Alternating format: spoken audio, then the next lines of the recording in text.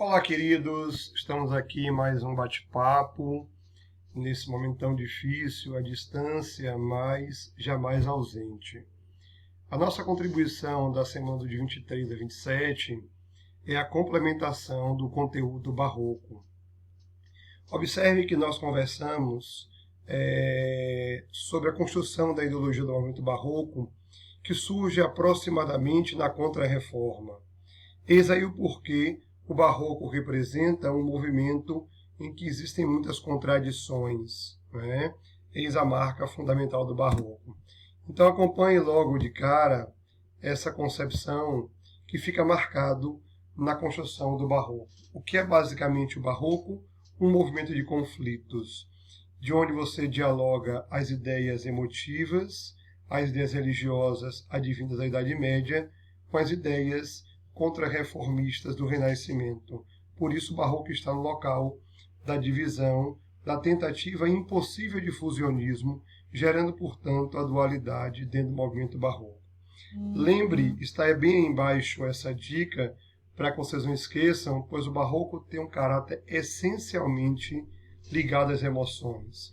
Tem a dramatização das expressões, tem a expressividade, tem a sinuosidade, as colunas torcidas.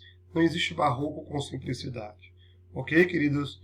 Seguindo adiante, falamos bastante sobre o cultismo e o conceptismo, retomando esse processo, porque logo utilizaremos lá na poesia, de um lado o cultismo, do outro o conceptismo, tendo duas expressividades importantes.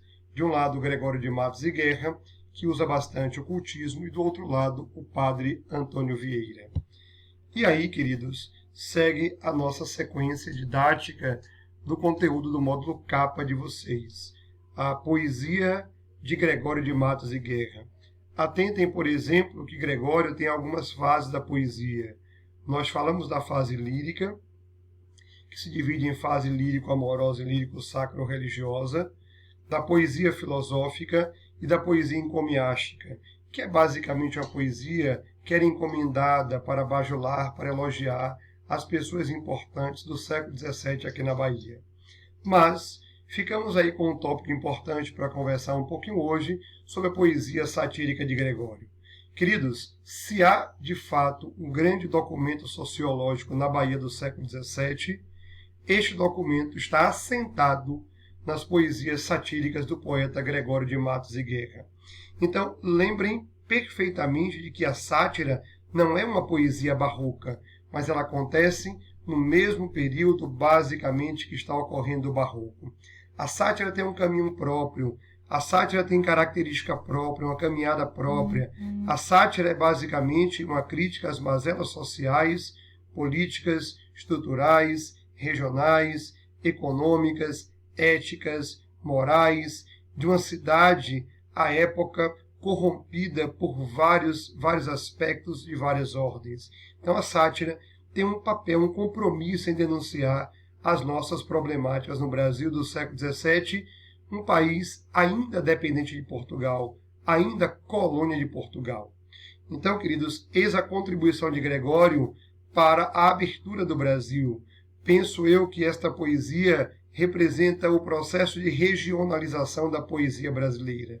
Então, Gregório deixa um grande legado com a sua poesia satírica, permitindo, portanto, esse olhar para uma possível futura libertação do Brasil de Portugal. A seguir, mostramos os textos para ilustrar nossa conversa. Eis uma poesia filosófica. Percebam que ele mostra o processo de efemeridade, o tempo das mudanças. Nasce o sol e não dura mais que um dia. Obviamente está aí, é muito claro, a ideia da passagem do tempo, da efemeridade, da fugacidade das coisas, da mudança, dessa ideia em que o tempo, de fato, nos faz questionar a nossa própria existência. Na sequência, eis uma poesia religiosa, de onde a grande sacada é a ideia entre o pecado e o perdão. O pecado e o perdão, eis aqui, pequei, Senhor, mas não porque eu quis pecar. E, fechando a terceira parte dessa poesia inicial, a poesia lírico-amorosa. Percebam que ele vê a mulher numa perspectiva basicamente espiritualizada e depois ele vê a mulher como elemento carnal. Então a poesia de Gregório, no que se refere à lírica amorosa, ela é basicamente uma imitação da poesia camoniana, entre o prazer carnal e o prazer espiritual. Mas esse mesmo Gregório publica, portanto, aí está a sua melhor poesia, que é a poesia satírica. Percebam que, para entender a poesia satírica de Gregório, é preciso entender seu espírito extremamente iconoclasta. Destruía imagens, não aceitava essa imposição e a destruição de Portugal sobre o Brasil. Então a sua poesia representa o melhor vetor da poesia brasileira de todos os tempos. Talvez seja nesta poesia que possamos dizer que está a atemporalidade da poesia brasileira. Daí encontramos elementos atualíssimos em todos os tempos em que se encaixa a poesia do poeta Gregório de Matos e Guerra. Queridos, eis uma contribuição para vocês estudarem, produzirem os exercícios. Aí estão alguns dos temas mais utilizados por Gregório na sátira, todos esses temas. Percebam que aqui, a palavra racismo está aqui, mas guardem a dica, porque não se estuda literatura com anacronia. Tenho dito muito isso em sala de aula, então coloquei para ficar fácil a compreensão. No lugar de racismo, para contextualizar a época de Gregório, vocês colocam, por exemplo, a ideia de preconceito, de raça, de discriminação, aquela época onde era muito forte essa condução no Brasil do século XVII, na poesia de Gregório. Ok? Seguindo adiante, queridos, eis, portanto, um dos mais importantes poemas de Gregório. Este poema foi musicado por Caetano Veloso e representa a simbiose, a identificação do poeta com a Bahia àquela época dilapidada, destruída, certo? Pela usura, pela usurpação de nossas riquezas. Lembrando que o Barroco, ele casa perfeitamente, historicamente, com a Contra-Reforma, mas encontra uma Bahia que vai vivenciar como economia o ciclo da cana-de-açúcar. Economia esta que será dilapidada por Portugal, e esta poesia é quase que uma poesia biográfica contando o quão Portugal foi danosa, foi uma erva daninha para a economia baiana. Então, abrindo nossa conversa, aí está um dos textos que eu mostro lá, da ideia da atemporalidade, o ser mulato para Gregório de Matos e Guerra. E na sequência, eu peguei rapidamente aqui uma poesia para entenderem como essa condição de Gregório é muito importante para a nossa construção literária. Percebam que ele pega uma poesia, e eu vou dividir aqui em 3 grandes críticas. A primeira feita ao governador da Bahia, a segunda ainda ao governador da Bahia, sob sua aparência bizarra, medonha, e a terceira sobre uma suposta prática da homossexualidade deste governador, que ele faz uma crítica. Gregório não poupava palavras para criticar ninguém. Era um canalha com a linguagem, era um fanfarrão com a linguagem, não tinha pudor com sua linguagem. Então, queridos, eis, portanto, outra contribuição. Gregório, durante muito tempo, ficou escondido lá em Praia Grande, por isso está essa poesia e esse retrato de Praia Grande. Aí está a relação do Brasil com o estrangeiro, que é muito atual.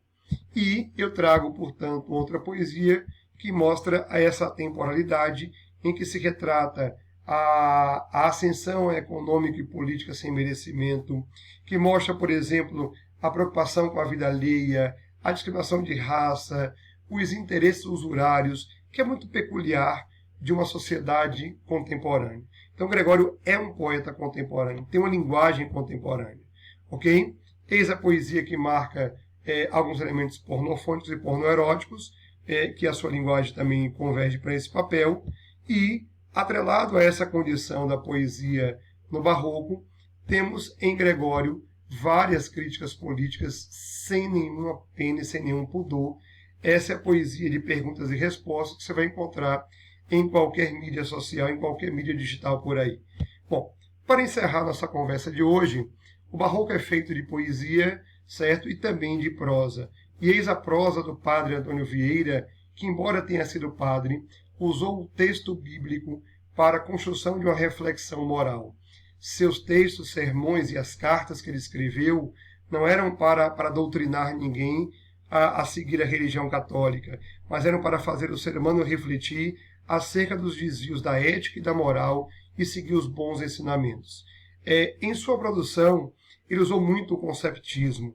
E Vieira, por exemplo, tem um sermão que basicamente é dividido em 3 partes. O introito, que é a apresentação e essa introdução do assunto, o desenvolvimento, a argumentação, e a peroração, que é a sua conclusão. Lembrando que em seus sermões, ele sempre pedia inspiração aos elementos todos ligados à religião, e sempre fazia você refletir acerca de uma conclusão com reflexão moral. Eis aí uma contribuição, um dos mais importantes sermões do Padre Vieira, que é o sermão da 60ª, que ele mostra, por exemplo, um sermão que é dividido basicamente em 10 partes e mostra a relação entre o ato de pregar a palavra de Deus e o ato de semear.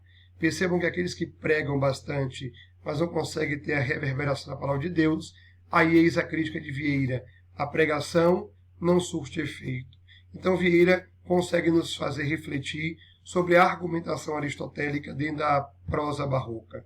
Então, queridos, segue um resuminho final de nossa conversa de hoje. Na sequência, os aspectos marcantes da oratória de Vieira. Vocês terão um combozinho na sua plataforma Plural com uma lista de exercícios com gabarito comentado, esse PowerPoint e mais 2 materiais de suporte para a leitura, para a sua construção do conhecimento. Um forte abraço, estou disponível para as suas perguntas, entra lá, manda perguntas, manda dúvidas, estamos juntos, mesmo que por enquanto à distância, mas sem perder o foco, sem perder a musculatura do conhecimento e foco na nossa aprovação. Um abraço afetuoso e até a próxima videoaula.